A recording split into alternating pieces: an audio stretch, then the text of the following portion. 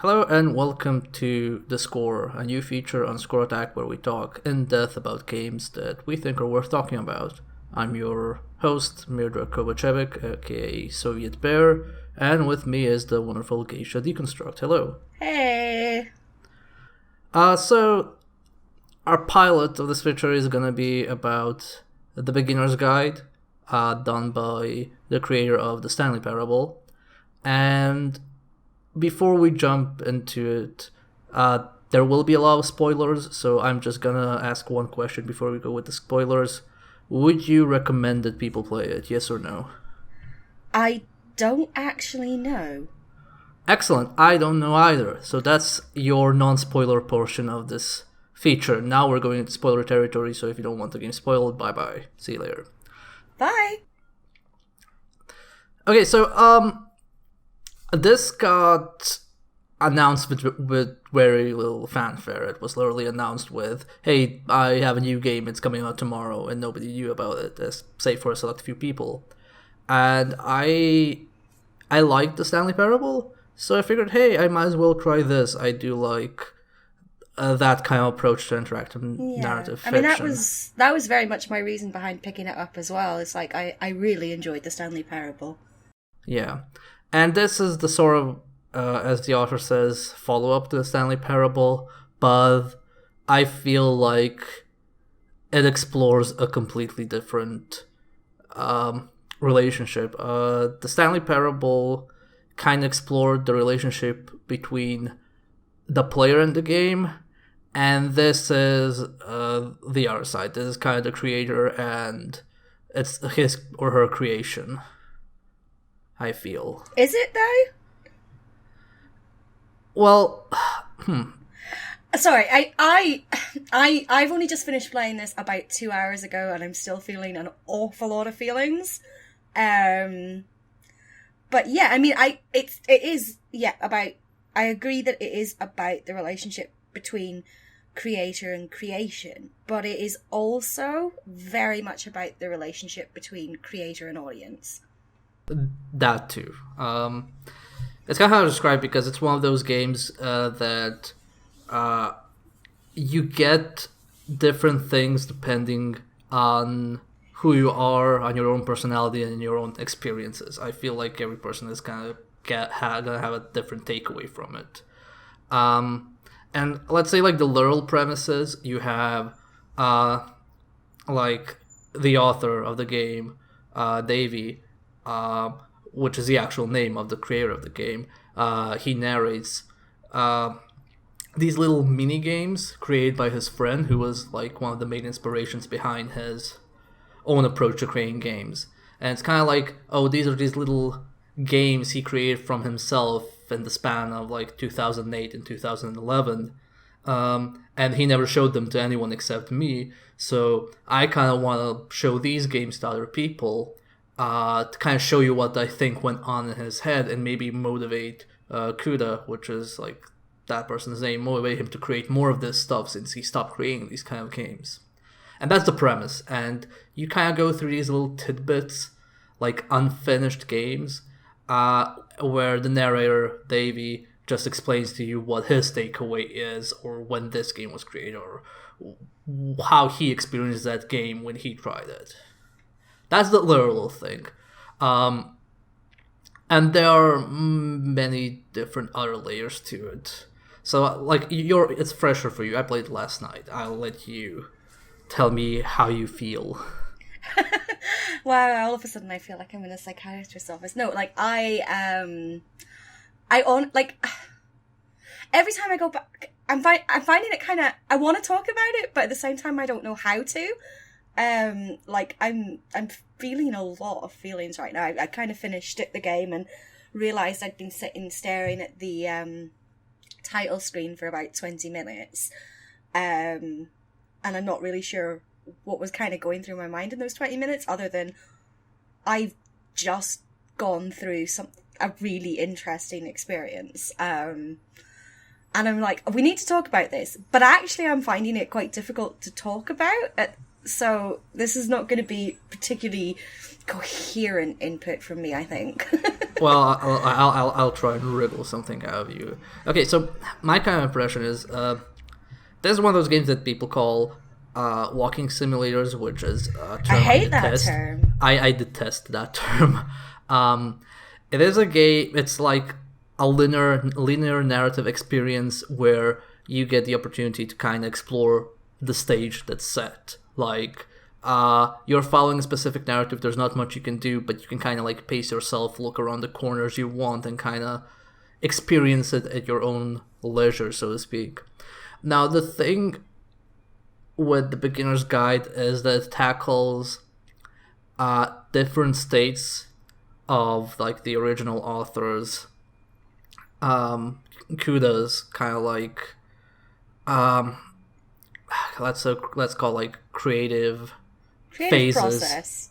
Yeah, where he explores like Davey mentions like games. Oh, like this is a game where you have to stay in a cell for an hour before you can exit and continue further. And this is like a game where you can't actually finish it. Like the puzzle is unbeatable unless you brute force it. These are a set of stairs that you can only go up at an absolute crawl. And then he chips in with, but it's okay, I'm going to fix it for you so you can see it. Yeah, and the entire thing seems like very genuine at first. Like the game does a very good job of making you think that you are actually going through someone else's games and all that, which obviously at the end you realize that isn't true, because I don't think anybody could take someone else's games without permission and then put them on sale. So it kind of blurs the line between where it's an actual thing or like an author thing, but just with real people being mentioned.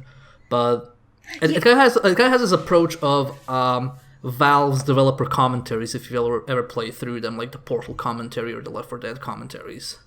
Yeah.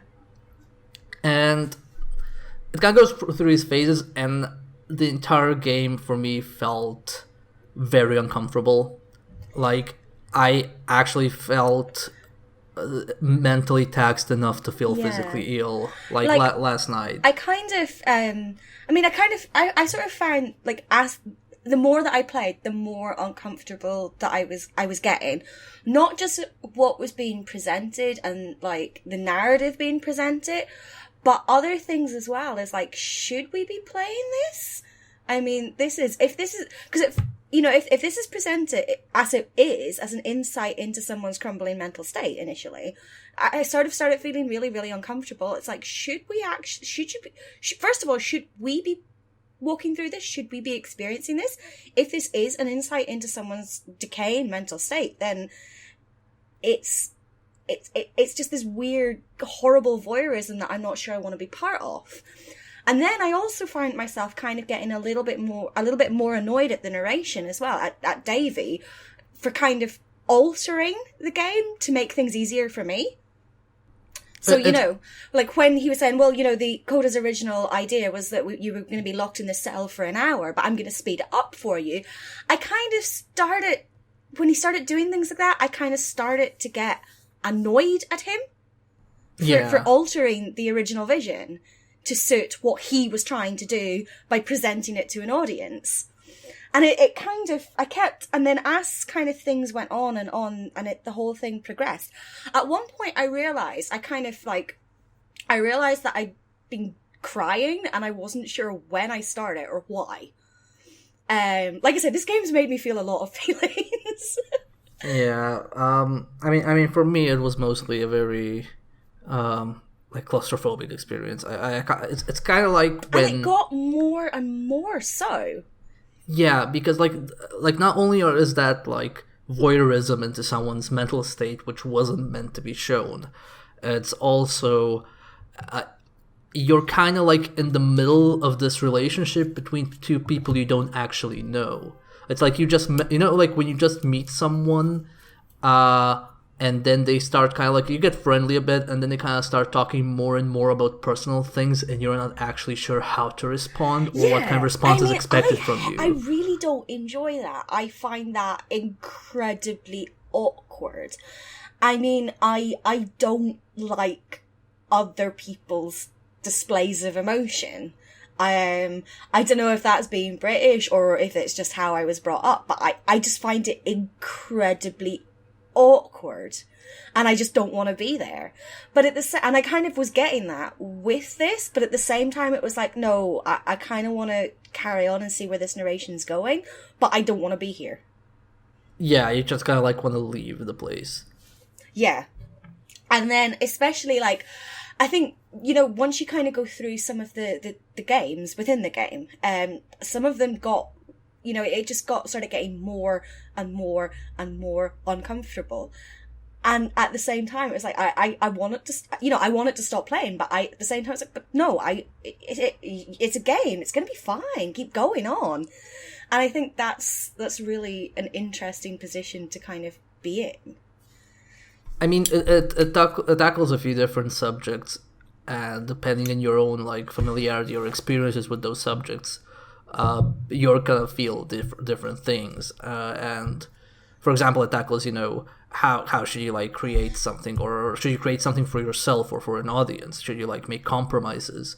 Like that's like one of the first things discussed, but then it goes into like personal validation, which for a lot of people is a big deal. Like a lot of people function on a day-to-day basis on, I kind of like want personal validation. I want like people to acknowledge me, praise me for things I've achieved, like think better of me.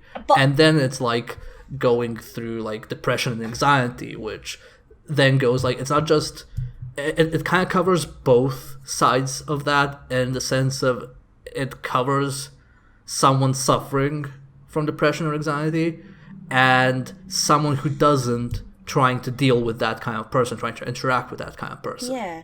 And I think that like, and not only just trying to deal with and interact with and understand it, but also try and find that validation on that person's behalf. By, you know, you have this bit where Davey takes Coda's games and shows them to other people who enjoy them. And it's like, you know, he genuinely at that point thought he was doing the right thing to help his friend. Yeah. But it's not. Yeah. And and that's, I think like all those things together is why I didn't have a good time with this. I mean, I don't think you can have a good time with this. And it's not, and just like make it clear, it's not like when you play a sad game and then you feel sad. It's not like when you play, I don't know, Nier or Undertale, and it's not like not sad. It's just uncomfortable. Yeah. But I think the uncomfortability of it is going to be different for different people. Exactly. Because like, it's, you know, it's a situation where you're presented with, it could be like a real life situation, and it's just like different people are going to have a different reaction to it and different interpretation. I mean, it's like, it depends a lot on your own personality. Like, this game kind of bounces off of you depending on what kind of person you are and what your own experiences were. Yeah.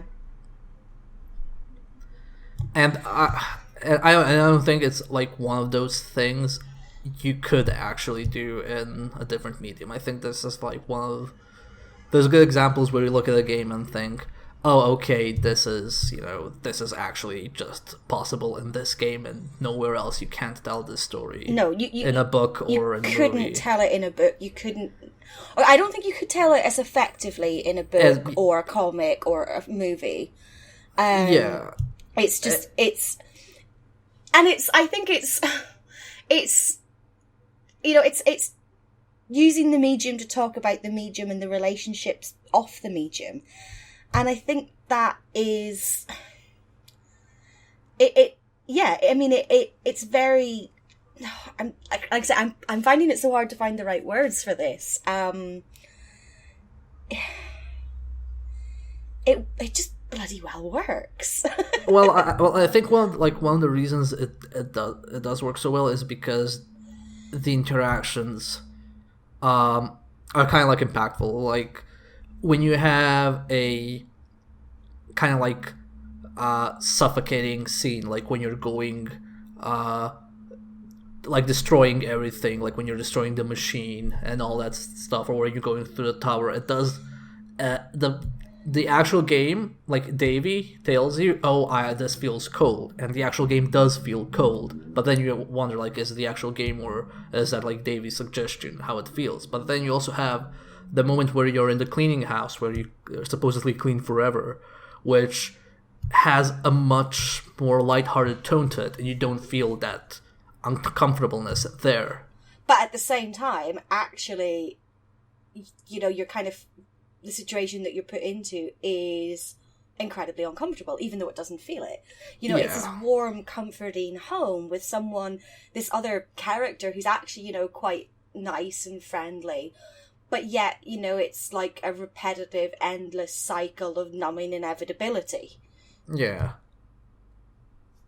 But then again, it's like, it's a numbing cycle, but Davy cuts it short intentionally. Yeah. Because and you know, that's like going into a meta level. Like, does he, like, he liked the game, and he does mention that, like, and it's apparent that he made suggestions to certain games, like, you know, the lamppost and all that. So him cutting that short was like, oh, like, you could interpret it as, oh, this could be much better if it was, you know, not endless. You know, that it would be playable. And then he just cuts it short, and then you're left with a better experience. You're defeating the point of the game as it is. Exactly. And I think, you know, you can understand why Coda did eventually was sort of go, you know what, just I can't cope with you doing this. I can't cope with you messing about with my work. Yeah. And it's so problematic and it's so complicated. But it's not problematic in... yeah. I mean, don't even know what I'm trying to say anymore. My impression is that it's like when you're trying to review a song with no lyrics. And, like, I think you have to be well versed in practice in reviewing something like that. And considering that these kind of things aren't too common in video games, I don't think, like, anyone is too qualified or versed or used to commenting on this kind of work. I don't think, like, the medium has advanced enough. And like if you look at this game and if you listen to it, it might sound similar to you know, Dear Esther or the Stanley Parable itself, you know, games that are already, or Gone Home or whatever.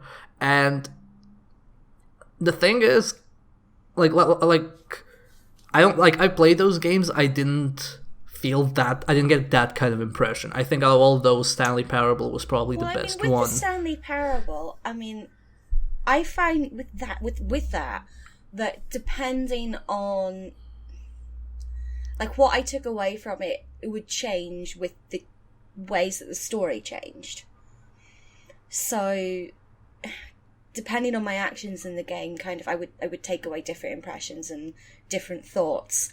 But with Beginner's Guide, there is, you know, you just have that single narrative.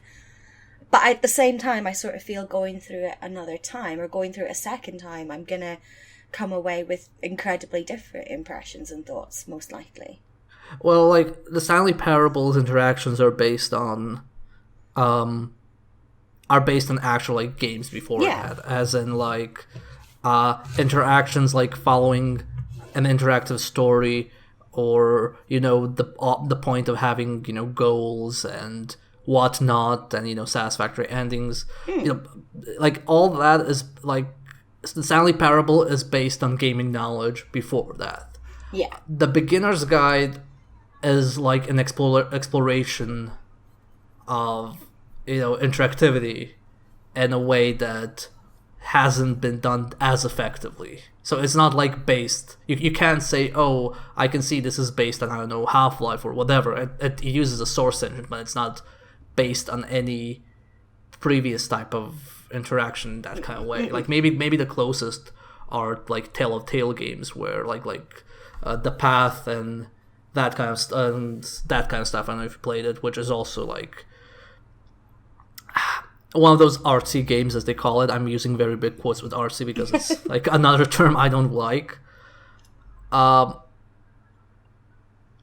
yeah, I don't think it's like the first game to, like, do this kind of exploration. Like I said, like Dirashter is also extremely linear as well, but this is kind of the first game to have that kind of effect on me. I think it's like a combination of these kind of unfinished games and how it just like throws you around these little vignettes, and the unreliable narrator combined with that kind of lends a much better effect. I think it's like a much better exploration of that kind of game design. Yeah, and I mean, it's what was I going to say? No, it's gone. Keep going.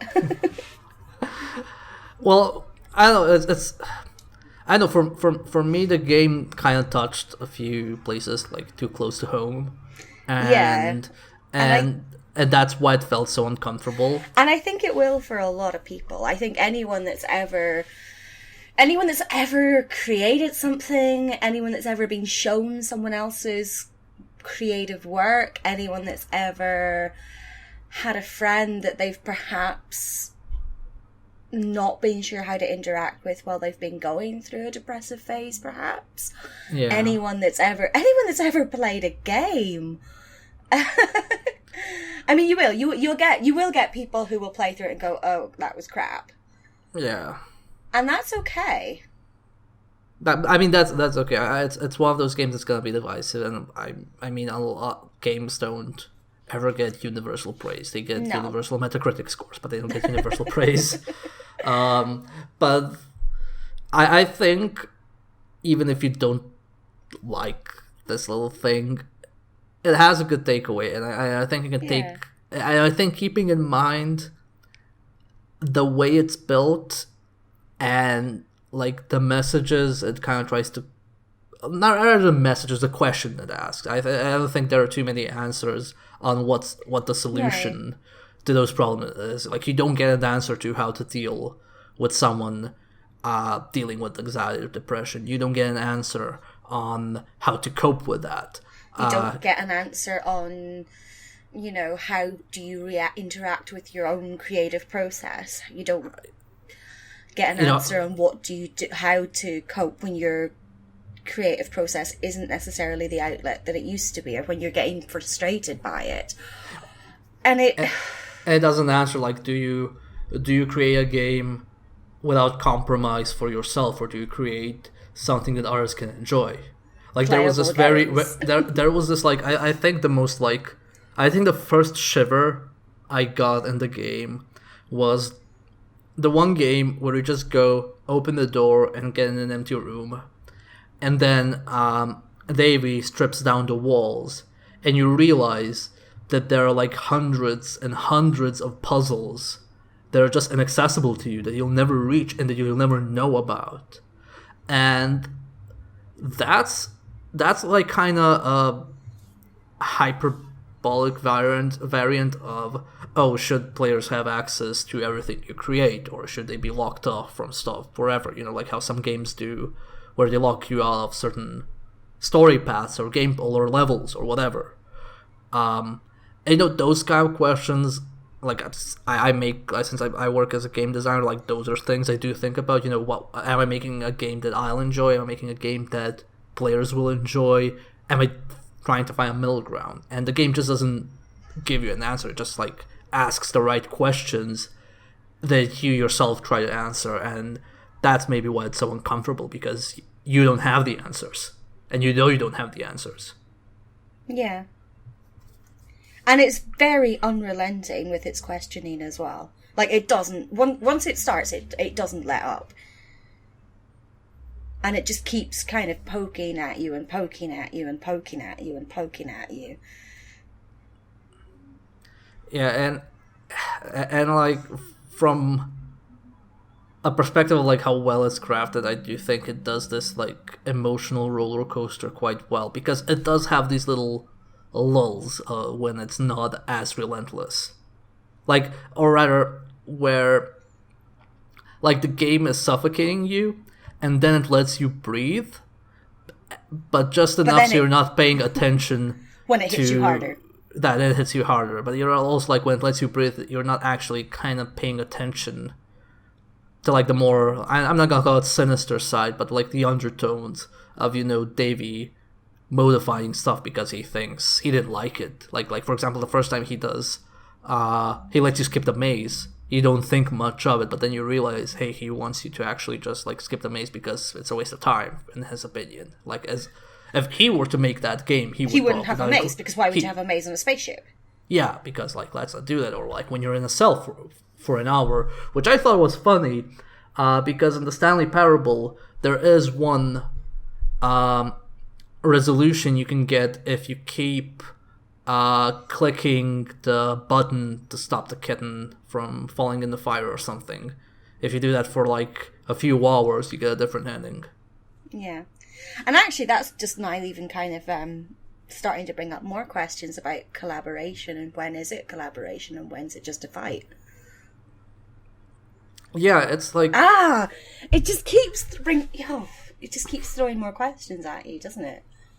Yeah, I mean, you can always take it at face... Like, if you take it at face value, there's still a story there, and it's you listening to someone who possibly didn't respect someone else's personal space, or got kind of like enamored by another person, and I think or the jealous, thing that maybe. Annoys me as well is, like, you know, he's been cut out of, you know, David gets cut out of Coda's life for not respecting his personal space. So goes and does exactly what pissed Coda off in the first place in order to try and apologise. And that really just, Yeah, but like, I was about to say, yeah, but like that in the end isn't so much the point of the game. But then again, like I said, I don't think you can say, oh, you're like misinterpreting this, or oh, that's not the point of the game, because again, like if you're not a creator, you didn't have to deal with people who were in hard times, or stuff like that. Then your takeaway might be just something at face value, then you'll just judge the actual game at face value. But it resonates with very specific situation, and it hits all the marks on your like sheet. You're gonna get more out of it, more or less. But I mean, those very specific situations are going to be unique to the person playing it. Yeah. Because I mean, I know that the things that hit home with it for me are going to be totally different to what hit home with you. Yeah. I can't say I enjoyed it. No, I didn't enjoy it. In fact, I really didn't enjoy it. Yeah, I like when I was. But that's not a bad thing. That final like section with a bit like in the middle of the tower, like that section. That's when I started to actually get like a bit like intenser heartaches, because I was feeling that like uncomfortable. And when I was done, I just like turned out the PC and went like tweeted my sad tweets, and then went to bed. But I didn't feel well. I don't feel well. I'm not gonna feel good about having to record some background footage for this video, and going to that game again, because like, but then just use a still image. We'll see. Maybe I'll do that depending on how much I want. But then again, like, not. This is the thing. I don't think every game is supposed to be pleasant or comfortable. And I don't mean that in like, oh, horror games aren't comfortable. They are supposed to be scary and unsettling. But this is actually a bad experience. You're going through a bad experience. This is not like slightly tense or scary or creepy or eerie or whatever. No, it's actually genuinely unsettling and unpleasant. And I think that's okay. The question becomes, do you want to, pay however much the game costs? I think it's €8 in my region. Do you want to, pay that money to feel uncomfortable?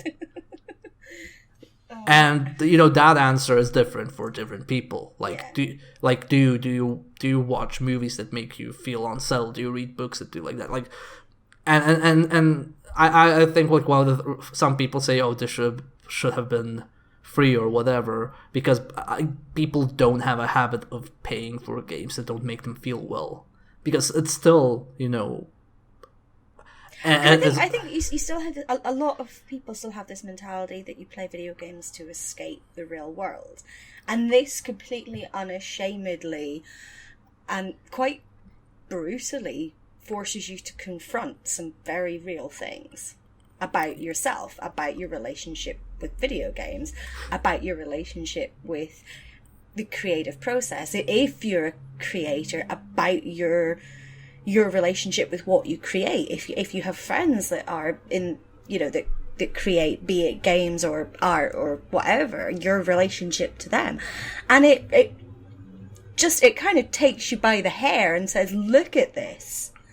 And it's not, I don't enjoy it. I'm glad I played it. I'm glad I went through it, but did I enjoy it? God, no. And there's no catharsis at the end of it either. It doesn't let you go. No, it just kind of leaves you wandering around these empty halls thinking about it in near silence. Yeah, it just lets you like drift away, and I think that's something that, you know, has to exist, because like, games trying to make you feel uncomfortable isn't anything new, but a lot of those games are tied to bigger budgets, studios, or like very gamey mechanics. Like, you know, if you play Spec Ops: The Line, like, that's a game that makes you uncomfortable by the end of it, but it's still like a very gamey game. You're a man with a shoot gun and you shoot other men and all that. It's like still a game with like something uncomfortable slapped to it, but this is just an uncomfortable experience. It's a horrible experience. Yeah, it's an interactive experience that is like completely I would nearly argue that it's not actually a game. It's just an experience. But at the same time, it is a game. I think like I'd say like there's a game because it explores you have a topic or a theme through game through game me input. Like, the problem is I'm just gonna say this straight out. This isn't about like our games are or was a game debate. If you're asking yourself, you know, is this a real game for anything? That's just clinging to semantics. That's like saying, you know, this isn't a real-time strategy because there isn't strategy involved, there's tactics involved. This isn't everything is a role-playing game because in every game you play a role and stuff like that. That's essentially grasping to semantics and stifling what like a medium can accomplish. Discussion. Yeah, and this is a good exploration of what you can do through the medium of video games. Like, I like to call this like just like everything called interactive experiences. Like, that's like that's like a much nicer term than video games, but we're stuck with video games. An interactive experience, and it's a fucking horrible one. It's fucking horrible, but I hope more people do this because I'm glad it does exist though, and I'm glad I played it. Yeah, and I'd play more of this stuff if people like created it. I think it's not like, oh, I'm trying to, you know, I like to suffer or whatever. I kind of feel like I should play it again at some point, but I really don't want to. Yeah. Yeah, that's all I have to say on this. I don't think like this is very improvised and unscripted. Like, it's completely unscripted. But that's just like our unscripted impressions of everything. I'm sure there will be lots and lots of discussion about this game. From like much better authors than us. Much more coherent discussions. I see a lot of people. I'm still gathering my thoughts, but I think I would rather, you know, I wanted to talk about this now, rather than like wait a couple of days. Yeah, I mean, here's the thing. It's not like we're not having trouble talking about this because, oh my god, spoilers, like in say Undertale, or oh my god, this is so I don't know, avant-garde or whatever, or we don't know how to express it. It's just that it's an experience very tailored to being played. Like, you cannot have the same takeaway from it without playing it. No. And if you want to explore what the games can do, you should totally try it. If that's not something that interests you, that's completely okay, and you should just like skip it. Oh, so, hey! We've already chased away all the people that haven't played it yet, so you know. I'm sure a few more stayed or whatever. But yeah, that's it. That's the score on the beginner's guide. Beginner's guide, rather. Yeah. Bye. Bye.